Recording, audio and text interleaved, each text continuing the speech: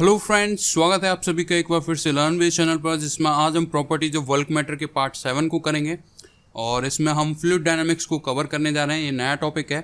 इससे पहले हम लोग इलास्टिसिटी और हाइड्रोस्टैटिक्स को कवर कर चुके हैं। जिन लोगों ने नहीं देखे हैं वो लोग जाकर जरूर देखिए।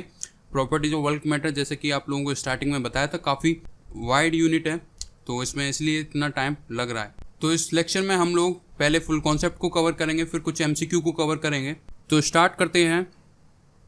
फर्स्ट आप लोगों के सामने है विस्कोसिटी यानी कि संयंत्रता। तो जैसे कि सरफेस टेंशन आप लोगों की प्रॉपर्टी होती है फ्लूइड की, कब? जब फ्लूइड आप लोगों का रेस्ट कंडीशन में होता है, यानी कि फ्लूइड यानी कि हाइड्रोस्टैटिक्स। और इसी तरीके से आपकी विस्कोसिटी होती है जो कि फ्लूइड की ही प्रॉपर्टी होती है, और कब होती है? जब फ्लूइड आपका मोशन में होता है, जिसे हम हाइड्रोडायनामिक्स बोलते हैं। क्लियर है?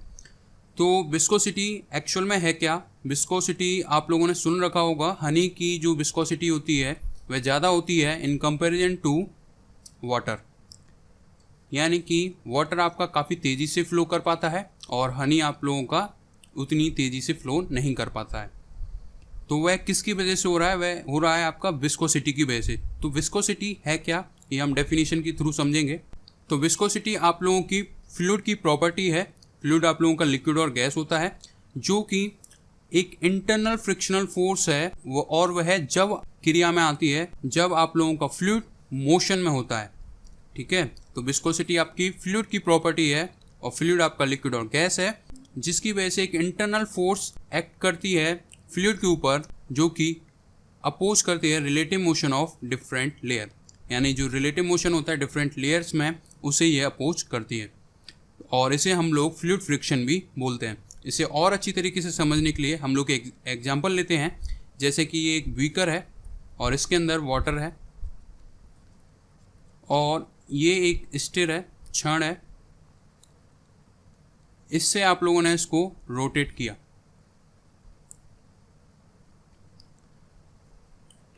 तो ये आप लोगों ने एक्सपेरिमेंट करके भी देख रखा होगा।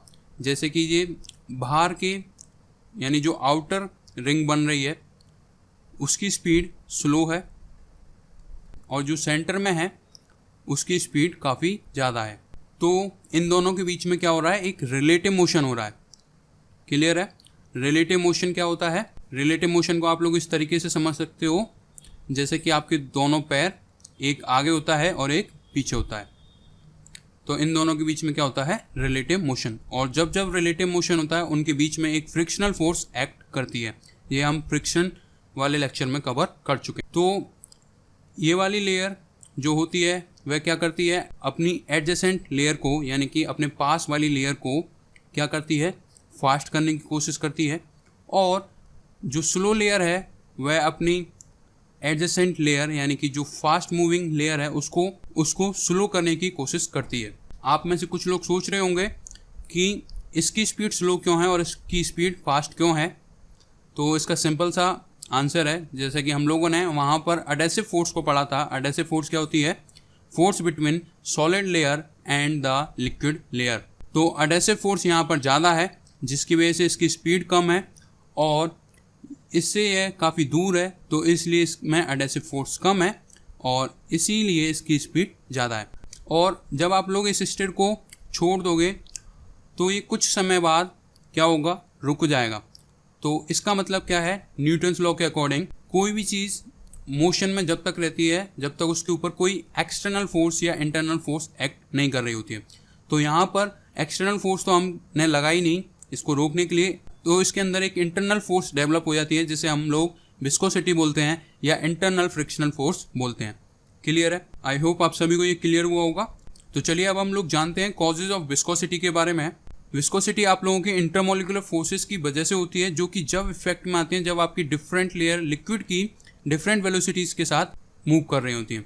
जैसे कि हम लोगों ने उस एग्जाम्पल में देखा, जो आउटर मोस्ट लेयर थी वह स्लो थी और इनर मोस्ट लेयर आपकी फास्ट थी। तो ये क्या हो गई? Different velocities. और जानते हैं अगर हम लोग विस्कोसिटी के बारे में, तो ये फोर्सेज जो होती हैं इंटरमोलिकुलर फोर्सेज वह आपकी वंडर वॉल का टाइप होती हैं और वेरी करती हैं। जैसे कि हम लोगों ने एडेसिव फोर्स के लिए देखा था, यह वेरी करती है inversely as a 7th power of intermolecular distance. यानी कि जो मॉलिक्यूल टू मॉलिक्यूल में जो डिस्टेंस होगी वह इन्वर्सली 7th पावर के वेरी करती है।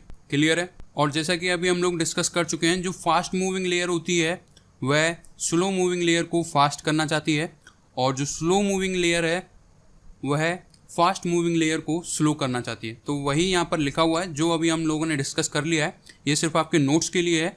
Due to this forces every fast moving liquid layer tends to accelerate the adjoining slow moving layer and every slow moving layer tends to retard the adjoining fast moving layer of a liquid.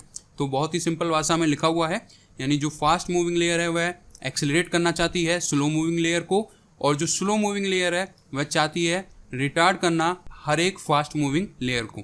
और viscosity कब act करती है? जब relative motion होता है। Relative motion बोले तो different velocities. तो आई होप आप सभी को ये विस्कोसिटी समझ में आया होगा। अब हम लोग नेक्स्ट कॉन्सेप्ट को कवर करने जा रहे हैं। ये लेक्चर आप लोगों का लंबा जरूर रहेगा, लेकिन जो लोग इसको पूरी तरीके से देख लेंगे उनसे एक भी क्वेश्चन नहीं रुकेगा, और हम उन्हीं स्टूडेंट्स के लिए पढ़ाते हैं जो लोग इसको पूरी तरीके से देखते हैं।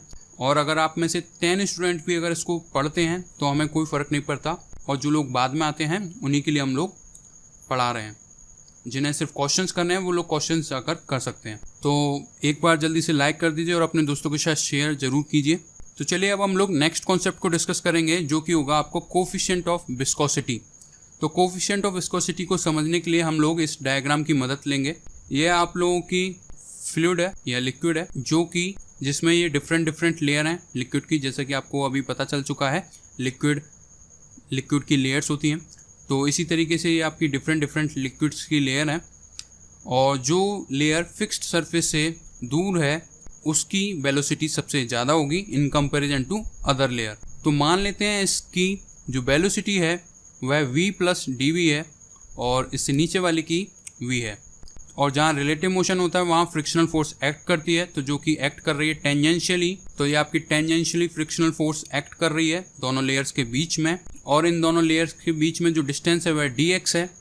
अगर ये पूरी x है तो इन दोनों लेयर्स के बीच की जो डिस्टेंस है वो dx है। और जैसा कि हम लोग डिस्कस कर चुके हैं, इस वाली लेयर की स्पीड क्यों ज़्यादा होगी? क्योंकि ये फिक्स सरफेस से काफ़ी दूर है, तो इसके ऊपर एडेसिव फोर्स कम लग रही है इन कंपैरिजन टू दिस, तो इसलिए इसकी वेलोसिटी सबसे ज़्यादा होगी और इसकी उससे कम होगी। क्लियर है। और जो पास वाली होगी इसकी सबसे कम होगी। तो ये वाली बात आपको समझ में आ चुकी है। तो इस फ्लो को मेंटेन करने के लिए जो एक्सटर्नल फोर्स इसके ऊपर लगाई जाएगी वह आपकी इक्वल और अपोजिट होगी इस टेंजेंशियल फ्रिक्शनल फोर्स के, जो कि आपकी बैकवर्ड ड्रैगिंग फोर्स है, यानी कि बैकवर्ड डायरेक्शन में काम कर रही है। और इस तरीके से भी आप लोग देख सकते हो, जैसे कि आपका फ्लूइड है और ये कोई आपकी बोट है, बोट इस डायरेक्शन में जा रही है v वेलोसिटी से, तो इसके ऊपर जो फ्रिक्शनल फोर्स लग रही है वो अपोजिट डायरेक्शन में लग रही है। तो ये आपकी कौन सी फ्रिक्शनल फोर्स हो गई?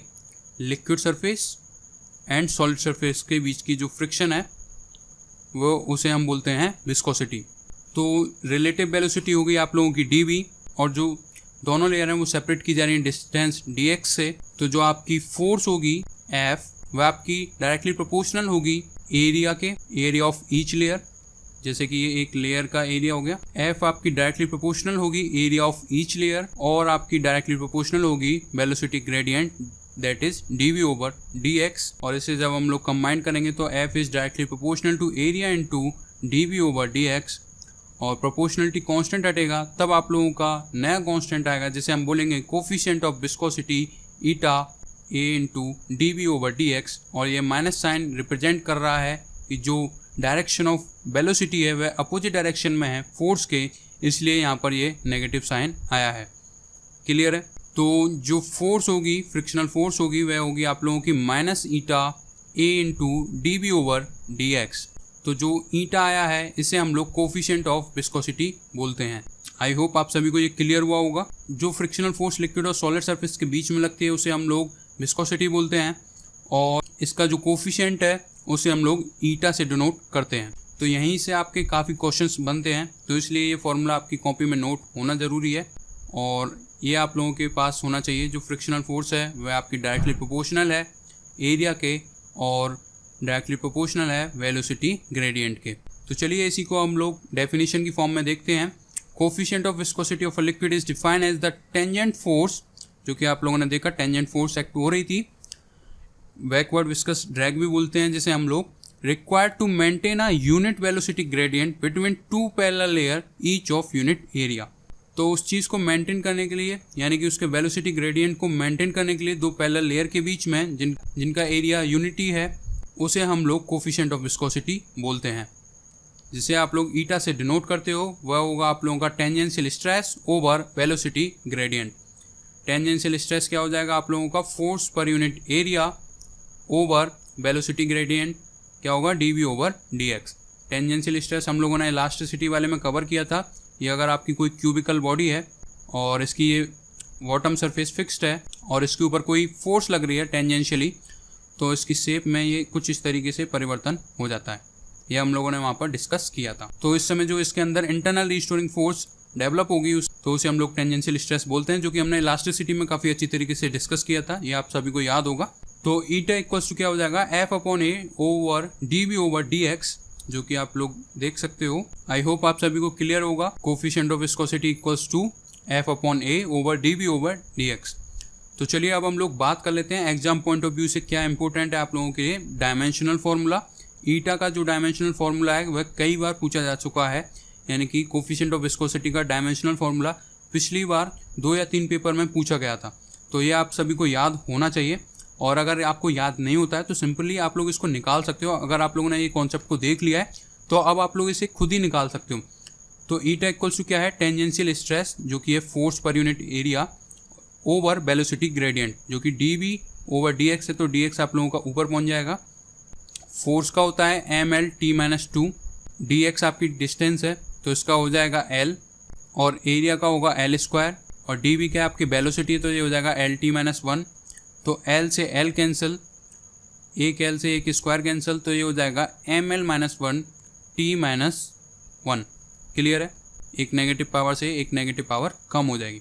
तो इसलिए जो डायमेंशनल फॉर्मूला होगा यानी कि जो विमीय सूत्र होगा ईटा का वह होगा ml-1 t-1।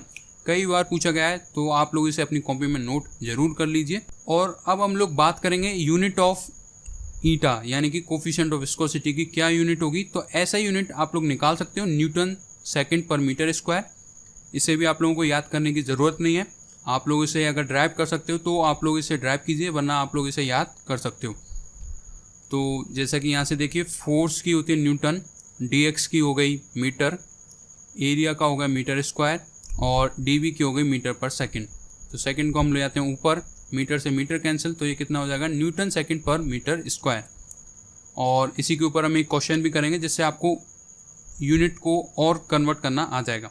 और इसकी CGS यूनिट को हम लोग बोलते हैं पोइज। तो ये आपके लिए इंपॉर्टेंट है। कोफिशिएंट ऑफ विस्कोसिटी की यूनिट क्या है, पोइज है। आप लोगों से पूछ सकता है पोइज किसकी यूनिट है, ठीक है। और 1 पोइज आपका किसके बराबर होगा, डायन इंटू सेकेंड पर सेंटीमीटर स्क्वायर के, जो कि एक CGS यूनिट है। और हम सभी को पता है फोर्स की CGS यूनिट डायन है, और MKS यूनिट क्या हो जाएगी, न्यूटन। तो 1 डेका पोइज आपका बराबर होगा 1 न्यूटन सेकंड पर मीटर स्क्वायर के। 1 डेका पोइज बराबर होगा, ना कि 1 पोइज। और 1 डेका से समझ में आ रहा है 10, तो 1 डेका पोइज आपका बराबर होगा 10 पोइज के बराबर। क्लियर है। आई होप आपको ये सारी चीज़ें क्लियर होंगी। तो आप लोगों ने अपनी कॉपी में नोट कर लीजिए, या आप लोग इसकी PDF को पढ़ सकते हैं लर्न बाय ऑफिशियल ऐप पर से। आज ही आपको ये PDF प्रोवाइड कर दी जाएगी, जिससे कि जो नेक्स्ट पार्ट में MCQ होंगे उन्हें आप लोग करेक्ट कर सको। तो जैसा कि हम लोग बार बार डिस्कस करते हुए आ रहे हैं, यह भी एक फ्रिक्शनल फोर्स का ही टाइप है। तो देखेंगे हम, तो चलिए अब हम इसकी देखेंगे कि इसके बीच में क्या सिमिलरिटीज़ हैं जो सॉलिड फ्रिक्शन होती है उसके साथ, और क्या डिसिमिलरिटीज़ हैं, ठीक है। तो similarities between viscosity and the solid friction. तो जो विस्कोसिटी है वो अभी आपकी क्या है, फ्लूइड फ्रिक्शन है, जो कि सिमिलर है सॉलिड फ्रिक्शन की तरह इन रेस्पेक्ट दैट ये दोनों कब आते हैं, जब रिलेटिव मोशन होता है दो बॉडीज़ के बीच में। जैसे कि सॉलिड सरफेस होती है, ये बॉडी है, जब इसको पुल किया जाता है तो इसके बीच में रिलेटिव मोशन होता है, और यहाँ पर जो फ्रिक्शनल फोर्स एक्ट करती है जो कि होता है आप लोगों का F equals to -UN। N क्या होती है, नॉर्मल फोर्स होती है या वेट होती है।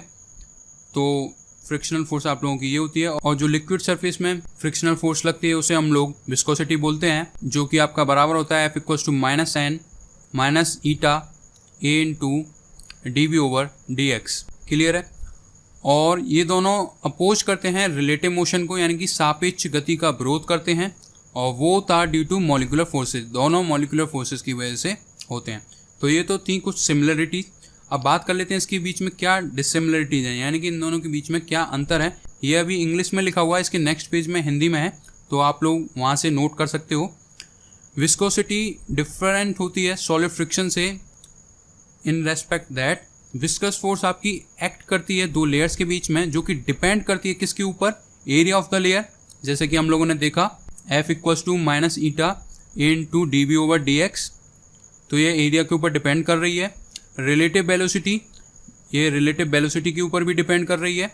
And distance between the two layer, जो कि डी एक्स है, तो ये इन तीनों चीज़ों के ऊपर डिपेंड करती है जो लिक्विड फ्रिक्शन होती है, जिसे हम विस्कोसिटी बोलते हैं।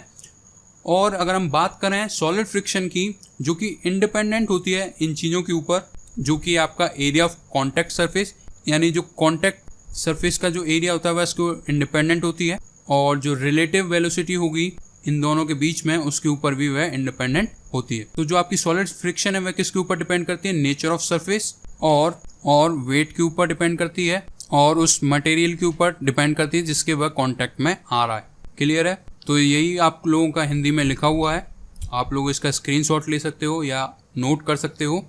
तो वीडियो को पॉज कीजिए और आप लोग इसे नोट कीजिए। आगे हम लोग बढ़ते हैं।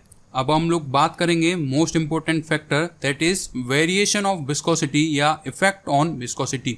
तो बहुत ही इंपॉर्टेंट है ये एग्जाम पॉइंट ऑफ व्यू से, यहाँ से क्वेश्चन जरूर पूछा जा सकता है। वेरिएशन ऑफ विस्कोसिटी या इफेक्ट ऑन विस्कोसिटी, यानी कि विस्कोसिटी पर क्या प्रभाव पड़ेंगे, संयंत्रता पर प्रभाव। तो सबसे पहला है with increase in temperature, temperature बढ़ने के साथ साथ जो विस्कोसिटी होती है लिक्विड की वह घटेगी और जीरो हो जाएगी बॉइलिंग टेम्परेचर पर, जबकि जो विस्कोसिटी होगी गैसेस की वह इंक्रीज करेगी। जैसा कि आप सभी को पता है विस्कोसिटी आपकी फ्लूइड के लिए होती है, फ्लूइड आपका लिक्विड और गैस होता है। जैसे जैसे टेम्परेचर इंक्रीज होगा वैसे वैसे विस्कोसिटी ऑफ लिक्विड आपकी डिक्रीज होगी और बॉइलिंग टेम्परेचर पर ये जीरो हो जाएगी। और जबकि हम बात करें गैसेस की तो वह विस्कोसिटी ऑफ गैस आपकी इंक्रीज करेगी जैसे जैसे आप लोगों का टेम्परेचर इंक्रीज करेगा। क्लियर है?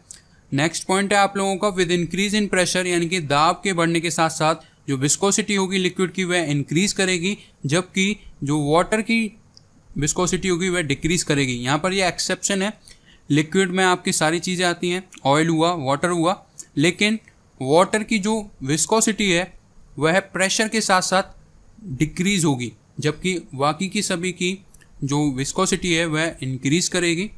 और अगर हम लोग बात करें विस्कोसिटी ऑफ गैसेस की, वह रिमेन्स अनचेंज, यानी उस पर कोई प्रभाव नहीं पड़ेगा। तो एक टेबुलर फॉर्म में हम बना लेते हैं जिससे कि आपको आसानी हो, आप लोग भी इसे अपनी कॉपी में नोट कर सकते हो। जैसे कि ये टेम्परेचर फैक्टर हम लोग ले लेते हैं और यहाँ पर हम लोग ले लेते हैं प्रेशर को, यहाँ पर बात करते हैं विस्कोसिटी के बारे में, यहाँ पर बात कर लेते हैं लिक्विड, और यहाँ ले लेते हैं हम लोग गैस को। तो जैसे जैसे टेम्परेचर राइज करता है वैसे वैसे लिक्विड की विस्कोसिटी डिक्रीज होती है और बॉइलिंग पॉइंट पर जाकर, यानी बॉइलिंग टेम्परेचर पर जाकर वह जीरो हो जाती है, और गैस की विस्कोसिटी इंक्रीज करती है। और जैसे जैसे प्रेशर इंक्रीज करता है वैसे वैसे विस्कोसिटी ऑफ लिक्विड आप लोगों की इंक्रीज करती है, लेकिन वाटर की डिक्रीज करती है, ये एक्सेप्शन है। और गैसेस की अनचेंज रहती है, तो अनचेंज्ड आप लोग यहाँ पर लिख सकते हो। तो आप लोग इसे अपनी कॉपी में नोट कर लीजिए, इसी तरीके से याद किया जाता है। शॉर्ट नोट्स बनाना स्टार्ट कर दीजिए जिससे कि आप लोगों को एग्ज़ाम के दौरान आसानी हो। तो ये तो थी वेरिएशन ऑफ विस्कोसिटी के बारे में, यानी कि विस्कोसिटी के प्रभाव के बारे में, संयंत्रता पर जो प्रभाव पड़ेंगे उसके बारे में। अब हम लोग बात करेंगे टाइप्स ऑफ फ्लो के बारे में, यानी कि कितने टाइप्स के फ्लूइड फ्लो होते हैं। तो सबसे पहला जो फ्लो होता है वो होता है आपका स्ट्रीमलाइन फ्लो या धारा रेखीय प्रवाह। यह फ्लो आप लोगों का कुछ इस तरीके से होता है जिसमें आपकी वेलोसिटी, प्रेशर और डेंसिटी चेंज नहीं होते हैं टाइम के साथ साथ। उस टाइप के फ्लो को हम लोग स्टेडी फ्लो बोलते हैं। इसे हम लोग आगे एग्जांपल से समझेंगे जिससे कि आपको और क्लियर होगा। और कुछ इंपॉर्टेंट प्रॉपर्टीज़ हैं स्ट्रीमलाइन फ्लो के बारे में, जो कि ये है, in a streamline flow no two streamline can cross each other, यानी कि दो स्ट्रीमलाइन एक दूसरे को क्रॉस नहीं कर सकती हैं। तो चलिए इसको हम एग्जांपल से समझते हैं जिससे कि आपको और क्लियर होगा। यह आप लोगों का टैप है, नल है, इसमें से जब वाटर आता है अगर उसकी स्पीड स्लो होती है तो उसे हम लोग स्ट्रीमलाइन फ्लो बोलते हैं, जिसमें कोई भी स्ट्रीमलाइन एक दूसरे को क्रॉस नहीं करती है। अगर क्रॉस करेगी तो क्या होगा, एक ही पॉइंट पर एक ही पार्टिकल की दो डायरेक्शन होंगी, जो कि इम्पॉसिबल है। और अगर ऐसा हो जाता है तो वह स्ट्रीमलाइन फ्लो को डिस्ट्रॉय कर देगी। कहने का मतलब, अगर आप लोगों का फ्लो इस तरीके से आता है, जब हैवी स्पीड होती है टैप की तब इस तरीके से आता है, तो इस टाइप के फ्लो को हम लोग बोलते हैं टर्बुलेंट फ्लो। जहां आपकी स्ट्रीमलाइन एक दूसरे को क्रॉस नहीं करती है उसे हम लोग बोलते हैं स्ट्रीमलाइन फ्लो। तो स्ट्रीमलाइन फ्लो में दो स्ट्रीमलाइन एक दूसरे को क्रॉस नहीं करती हैं। और अगर हम लोग बात करें, greater is the crowding of streamline at a place, the greater is the velocity of liquid particle at that place. तो जैसा कि आप लोगों ने देखा होगा, जितना ज़्यादा लिक्विड की क्राउडिंग होती है वहाँ पर उतनी ही ज़्यादा वेलोसिटी होती है लिक्विड पार्टिकल्स की।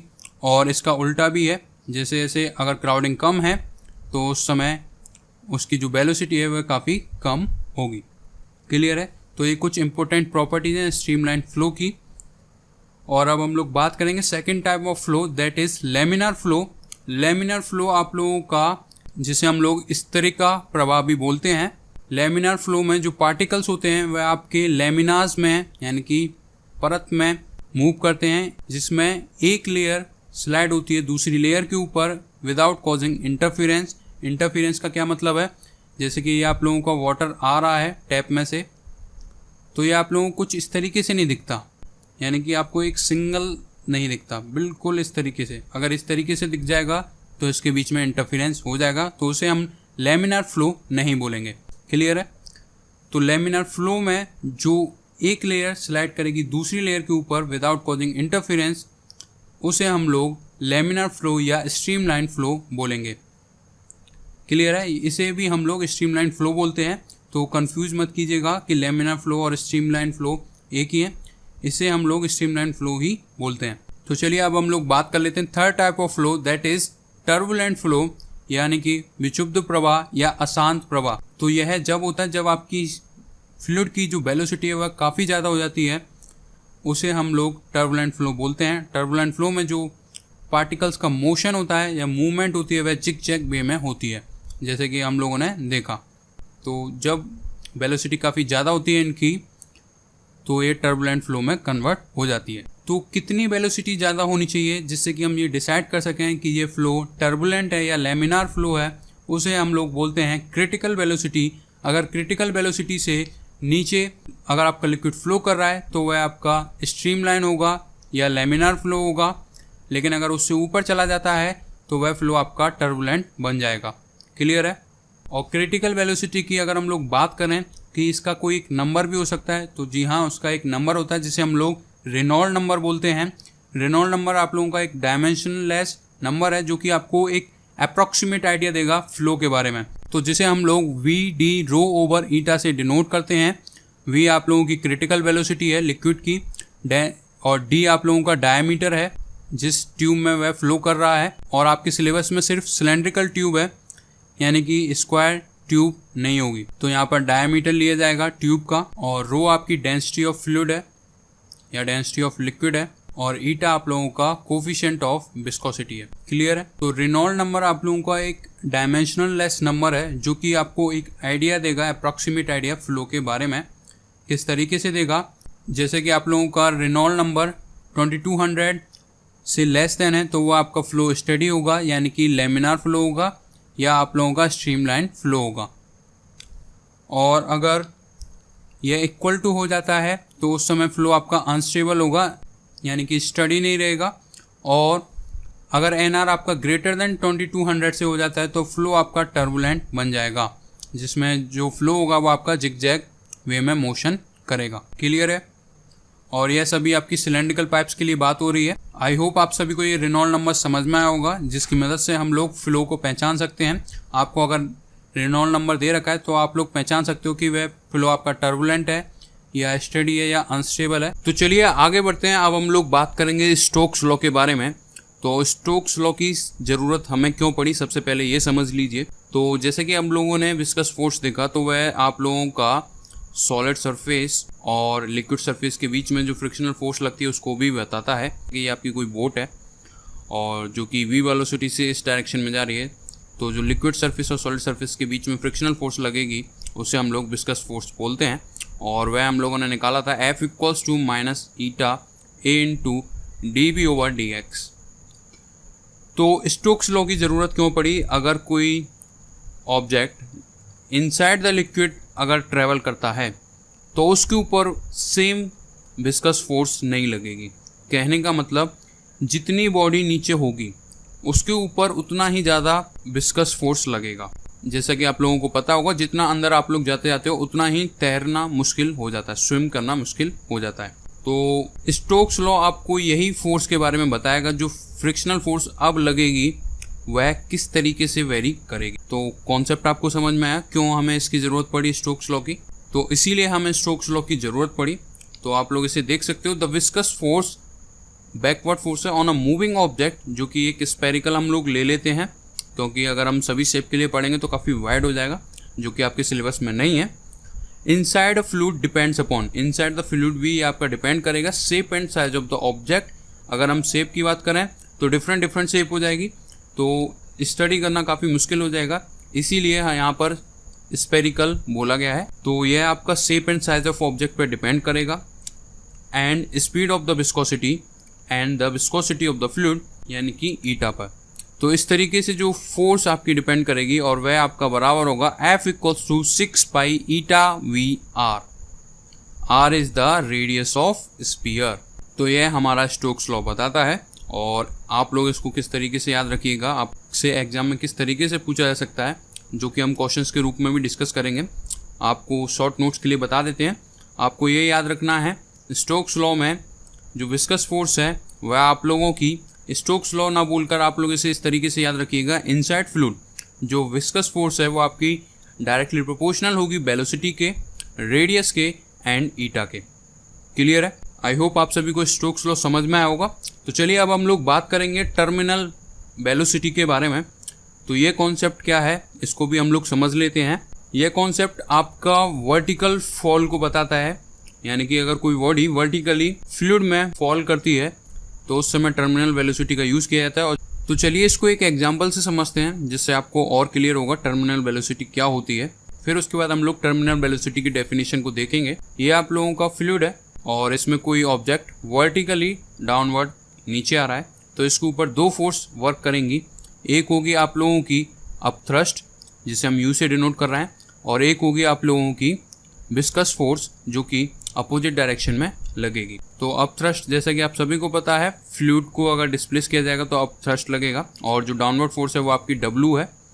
इनिशियल में वेलोसिटी 0 है, तो जो विस्कस फोर्स होगी वह भी आपकी 0 होगी। अभी W इक्वल्स टू mg होता है, यानी कि एक्सेलरेशन ड्यू टू ग्रेविटी भी यहाँ पर वर्क करेगा। तो जैसे जैसे नीचे आएगी इसकी वेलोसिटी बढ़ती हुई जाएगी। एक कंडीशन यहाँ पर आ गई, तो इस समय इसकी विस्कस फोर्स इंक्रीज करेगी और वेलोसिटी भी इंक्रीज करेगी। वेलोसिटी इंक्रीज करेगी तो विस्कस फोर्स इंक्रीज करेगी। और ये अब थ्रस्ट है, ये FB है। नीचे आते आते आते एक कंडीशन ऐसी आ जाएगी जहाँ पर जो W है वो आपका बराबर हो जाएगा अप थ्रस्ट और FV के। W आपका बराबर हो गया अप थ्रस्ट प्लस FV के। तो जो नेट फोर्स होगी वह क्या हो जाएगी, 0 हो जाएगी नेट फोर्स। और जो एक्सेलरेशन है यानी कि वह भी आपका 0 हो जाएगा, और वेलोसिटी क्या हो जाएगी, कांस्टेंट हो जाएगी। तो अब इसके बाद जो बॉडी है वो क्या नीचे आएगी, बिल्कुल आएगी, नीचे अभी भी आएगी, क्योंकि वेलोसिटी कांस्टेंट हुई है, 0 नहीं हुई है, लेकिन वह एक कांस्टेंट वेलोसिटी से नीचे आ रही है, क्योंकि एक्सेलरेशन क्या हो गया, 0 हो गया। इस केस में एक्सेलरेशन 0 नहीं था, इस केस में एक्सेलरेशन था, जिसे आप लोग निकाल सकते हो W minus U plus FV upon में मास। तो यहाँ पर कुछ एक्सेलरेशन था और यहाँ पर भी कुछ एक्सेलरेशन था, और यहाँ आते आते एक्सेलरेशन 0 हो गया और वेलोसिटी कांस्टेंट हो गई। तो जो इस समय जो वेलोसिटी है उसे हम लोग बोलेंगे टर्मिनल वेलोसिटी। ऑब्जेक्ट की जो वेलोसिटी है उसे हम लोग टर्मिनल वेलोसिटी बोलेंगे। तो ये इक्विलिब्रियम कंडीशन में जो बॉडी की वेलोसिटी होती है जब वो डाउनवर्ड किसी फ्लूइड में जा रही होती है उसे हम लोग टर्मिनल वेलोसिटी बोलेंगे। इसे आप लोग अपनी रियल लाइफ से कोरिलेट कर सकते हो। किस तरीके से, जैसे कि आपकी बूंद, बारिश की बूंद जो होती है वो स्पेरिकल फॉर्म में होती है, वह नीचे की ओर आ रही होती है। तो जैसे कि आप सभी को पता है इसके ऊपर acceleration due to gravity work कर रहा है, अब g वर्क कर रहा है तो इसकी वेलोसिटी इंक्रीज होगी। क्या ये बूंद इतनी रफ्तार से गिरती है कि ज़मीन में छेद कर दे या इंसान को मार दे? नहीं। तो आप लोगों का सिंपल सा जवाब होगा एयर रेजिस्ट करती है। और एयर क्या है? फ्लूइड है। तो फ्लूइड आपका दो फोर्स लगाता है, अपथ्रस्ट और विस्कस फोर्स। तो वही रेजिस्टेंस है जो कि इसकी वेलोसिटी को रोकती है और वेलोसिटी को बढ़ने से रोकती है, लेकिन एक जगह पर आकर इसकी वेलोसिटी कांस्टेंट हो जाती है और उस कांस्टेंट वेलोसिटी को हम लोग टर्मिनल वेलोसिटी बोलते हैं। आई होप आप सभी को ये क्लियर हुआ होगा। रियल लाइफ एग्जांपल आपको समझ में आया होगा कि बारिश की बूंद कभी भी अर्थ सरफेस पर इतनी तेज़ी से क्यों नहीं गिरती जबकि उसके ऊपर acceleration due to gravity work करती है।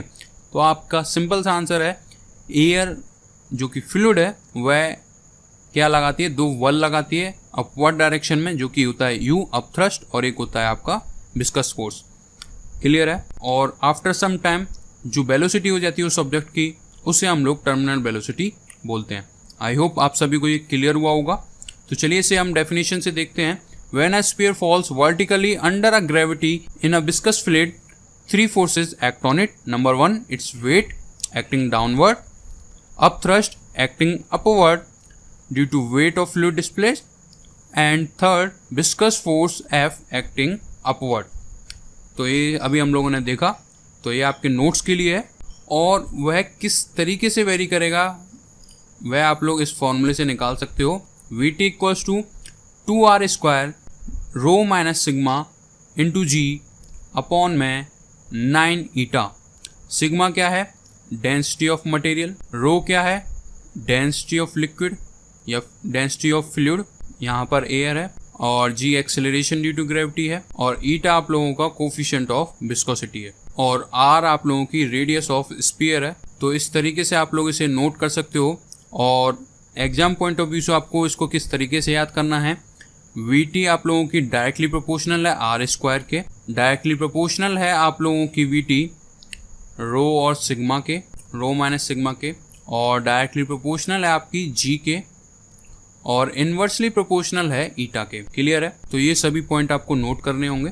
आई होप आप सभी को टर्मिनल वेलोसिटी क्लियर हुई होगी। और अब हम लोग करेंगे इसके ऊपर 10 MCQ, जिसमें से एक क्वेश्चन का जवाब आप लोगों को देना होगा, जिससे ये पता चलेगा आप लोगों ने इस पार्ट में क्या क्या सीखा है। और नेक्स्ट पार्ट में हम लोग करेंगे कंटिन्यूटी इक्वेशन के और बर्नौलीज थ्योरम और इसके कुछ एप्लीकेशंस को, जैसे कि वेंचुरी मीटर। तो जिन लोगों ने वीडियो को अभी तक लाइक नहीं किया वो लाइक कर दीजिए, और जिन लोगों ने लर्न विद चैनल को सब्सक्राइब नहीं किया वो सब्सक्राइब जरूर कीजिए।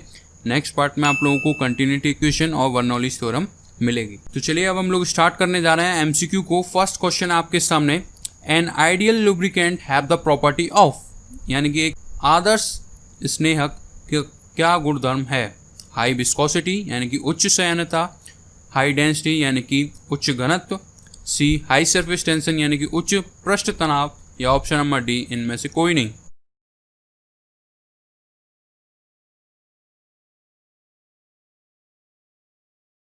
तो जो लोग option number A high viscosity को चुन रहे हैं उन सभी का आंसर राइट है। लुब्रिकेंट से मतलब होता है जो किसी मशीन के पार्ट्स को कोल्ड रखे और उनके बीच की फ्रिक्शन को कम करे, जैसे कि मशीन इजीली चल सके। तो इसे आप लोग एक अच्छी तरीके से याद रख सकते हो। लुब्रिकेंट जैसे कि आप लोगों का ऑयल हुआ, ग्रीस हुआ, इनकी विस्कोसिटी हाई होती है। जैसे कि आप लोगों ने देखा है ग्रीस की विस्कोसिटी काफ़ी हाई होती है, बिल्कुल भी फ्लो नहीं करता है जब तक हम उसे हीट नहीं करते हैं। तो आइडियल लुब्रिकेंट की जो सबसे इम्पोर्टेंट प्रॉपर्टी है वह ये है कि उसकी हाई विस्कोसिटी होनी चाहिए और इसका हाई बॉइलिंग पॉइंट होना चाहिए, यानी कि एक नॉर्मल टेम्परेचर पर, सिंपल से टेम्परेचर पर ये क्या नहीं होना चाहिए? बॉयल नहीं होना चाहिए, क्योंकि अगर बॉयल होता है तो जो हमारे लिक्विड होते हैं उनकी विस्कोसिटी डिक्रीज होती है। तो एक आइडियल लुब्रिकेंट की जो प्रॉपर्टी है वह है एक हाई विस्कोसिटी होनी चाहिए और हाई बॉइलिंग पॉइंट होना चाहिए और लो फ्रीजिंग पॉइंट होना चाहिए, यानी कुछ इस तरीके से जो करेक्टरिस्टिक्स होंगे वह आइडियल लुब्रिकेंट के होते हैं। आई होप आप सभी को ये क्लियर होगा। नेक्स्ट क्वेश्चन आपके सामने, question number 2, on increase in temperature the viscosity of a gases are, यानी कि तापमान बढ़ने के साथ साथ जो गैसेस की विस्कोसिटी है वह क्या होती है?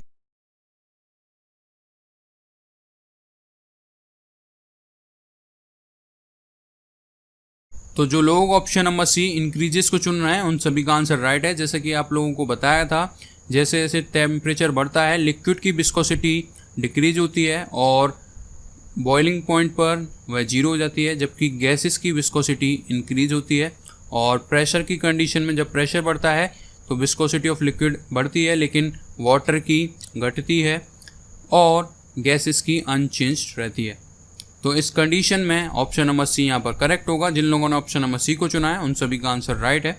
नेक्स्ट क्वेश्चन आपके सामने, question number 3, terminal velocity by a falling oil droplet in air is, यानी कि जो टर्मिनल वेलोसिटी है ऑयल ड्रॉपलेट की एयर में वह क्या है? डायरेक्टली प्रोपोर्शनल है रेडियस ड्रॉपलेट के, इनवर्सली प्रोपोर्शनल है रेडियस ऑफ ड्रॉपलेट के, या option number C directly proportional to the square of radius of droplet, and option number D none of the above. तो जैसा कि अभी हम लोगों ने टर्मिनल वेलोसिटी को किया और आपको बताया किस तरीके से पूछ सकता है, वह आप लोगों को याद होना चाहिए।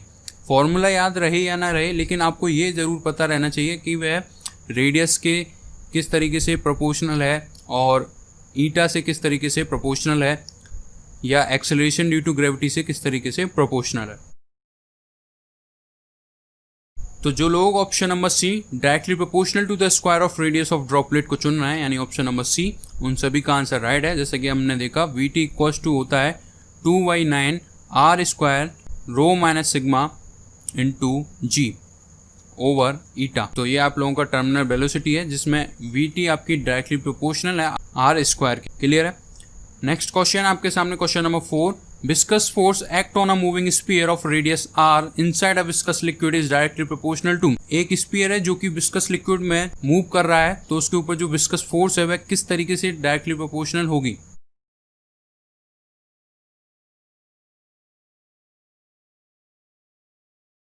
तो जो लोग ऑप्शन नंबर ए आर को चुन रहे हैं उन सभी का आंसर राइट है।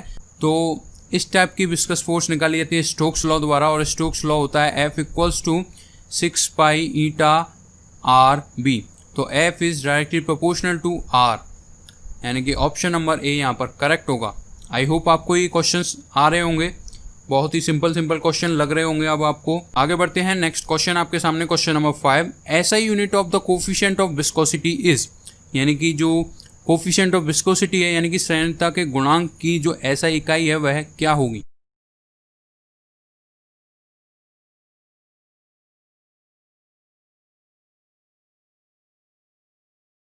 तो बहुत ही अच्छा क्वेश्चन है, थोड़ा सा आपको मैनिपुलेट करना पड़ेगा और आपका आंसर आ जाएगा।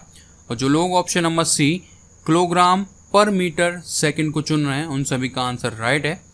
जैसे कि आप सभी को पता होना चाहिए, ईटा की यूनिट होती है वह होती है न्यूटन इंटू सेकेंड पर मीटर स्क्वायर, और आप लोग इसे निकाल भी सकते हो। ईटा इक्वल्स टू क्या होता है F/A into dV over dx। तो F की हो गई न्यूटन, x की हो गई मीटर, एरिया की मीटर स्क्वायर, और dV आपकी वेलोसिटी है तो मीटर पर सेकंड, जिसे आप लोग इस तरीके से लिख सकते हो। तो एक मीटर से एक मीटर कैंसिल, ये हो जाएगी न्यूटन इंटू सेकेंड पर मीटर स्क्वायर। लेकिन यहाँ पर आपको दे रखा है किलोग्राम के टर्म्स में आंसर। तो जैसा कि आप सभी को पता है F इक्वल्स टू ma होता है, तो m को हम लोग लिख सकते हैं किलोग्राम, और एक्सेलरेशन क्या होगा मीटर पर सेकेंड स्क्वायर, और न्यूटन को हम लोग इससे रिप्लेस कर सकते हैं। तो यहाँ पर लिख लीजिए सेकेंड और मीटर स्क्वायर, एक m से एक m कैंसिल, एक s से एक s कैंसिल, तो ये कितना हो जाएगा किलोग्राम पर मीटर इंटू सेकेंड। क्लियर है। तो जिन लोगों ने ऑप्शन नंबर सी को चुना है उन सभी का आंसर राइट है। और इसी तरीके से आप लोग किसी की भी यूनिट को निकाल सकते हो, बस आपको फॉर्मूला याद होना चाहिए। ज़रूरी नहीं है आपको इस तरीके से याद हो, क्योंकि ये फिजिक्स है, काफ़ी वाइड सिलेबस हो जाता है, तो आपको फॉर्मूले याद होने चाहिए, एक डेफिनेशन टाइप आपका कॉन्सेप्ट क्लियर होना चाहिए, तो आप लोग इसको निकाल सकते हो। अगर इस तरीके से याद करने लग गए तो आपको डेफिनेटली कन्फ्यूजन होगा। आगे बढ़ते हैं। नेक्स्ट क्वेश्चन आपके सामने, question number 6, a small sphere of radius r is falling into a viscous liquid, its terminal velocity is directly proportional to, यानी कि एक स्मॉल स्फीयर है जिसकी रेडियस r है जो कि विस्कस लिक्विड में फॉल कर रहा है, तो इस समय जो इसकी टर्मिनल वेलोसिटी होगी वह किस तरीके से डायरेक्टली प्रोपोर्शनल होगी? हम लोगों ने पहले भी एक ऐसा क्वेश्चन कर लिया है, तो बहुत ही सिंपल क्वेश्चन है।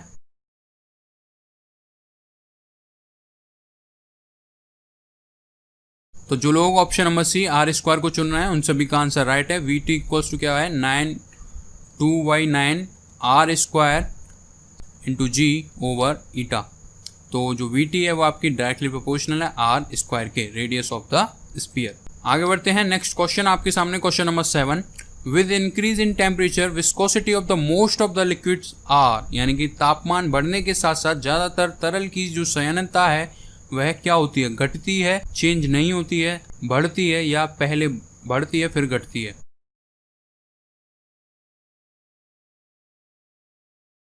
तो बहुत ही सिंपल क्वेश्चन है और जो लोग ऑप्शन नंबर ए डिक्रीजेस को चुन रहे हैं उन सभी का आंसर राइट है। तो ये क्वेश्चन तो आप सभी को क्लियर होगा जैसा कि हमने आपको स्टार्टिंग में कॉन्सेप्ट के दौरान ही बताया था। आगे बढ़ते हैं नेक्स्ट क्वेश्चन आपके सामने, question number 8। A sphere of steel of radius R attain a velocity v when falling into a viscous liquid, then viscous force acted upon it directly proportional to, यानी कि एक स्टील का sphere है जिसकी radius r है और velocity v attain करता है जब वह विस्कस लिक्विड में फॉल होता है।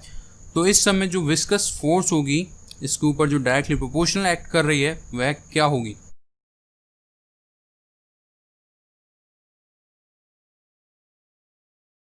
तो यहाँ पर आप लोगों से फोर्स के बारे में पूछा गया है और टर्मिनल वेलोसिटी सिर्फ आपको वेलोसिटी बताती है। तो जब भी फोर्सेस के बारे में पूछा जाए और लिक्विड में फॉल की बात करे तो समझ लीजिए वह लिक्विड में ही फ्लो की बात कर रहा है यहाँ पर, और फोर्स की पूछ रहा है और टर्मिनल वेलोसिटी सिर्फ आपको वेलोसिटी देती है। तो यहाँ पर हम लोग निकालेंगे विस्कस फोर्स को और वो होगी स्टोक्स लॉ द्वारा 6π ईटा आर वी। तो आर वी के ये डायरेक्टली प्रोपोर्शनल होगा, यानी ऑप्शन नंबर ए यहाँ पर करेक्ट होगा। आई होप आप सभी को ये समझ में आया होगा। आगे बढ़ते हैं नेक्स्ट क्वेश्चन आपके सामने, क्वेश्चन नंबर 9।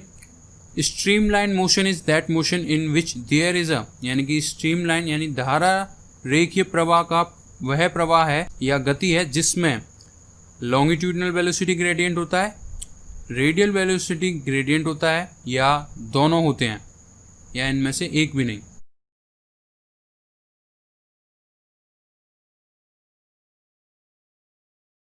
तो बहुत ही सिंपल क्वेश्चन है। जो लोग option number A longitudinal velocity को चुन रहे हैं उन सभी का आंसर राइट है। स्ट्रीमलाइन फ्लो में लॉन्गिट्यूडनल वेलोसिटी ग्रेडियंट होता है ना कि radial velocity gradient. Last question दिया जा रहा है, इस क्वेश्चन का जवाब आप लोगों को कमेंट बॉक्स में कमेंट करके बताना होगा।